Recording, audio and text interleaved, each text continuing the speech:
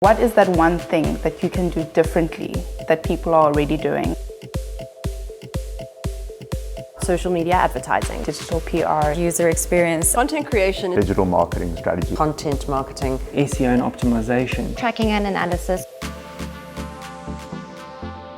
the way that digital has just disrupted the industry. You can't just put something out there anymore and everyone's going to see it. So more and more going forward, we're going to have to personalize journeys. It really speaks to keeping up with the times. The thing that's central to content creation is big ideas. Find that balance between value-adding content and commercial gain.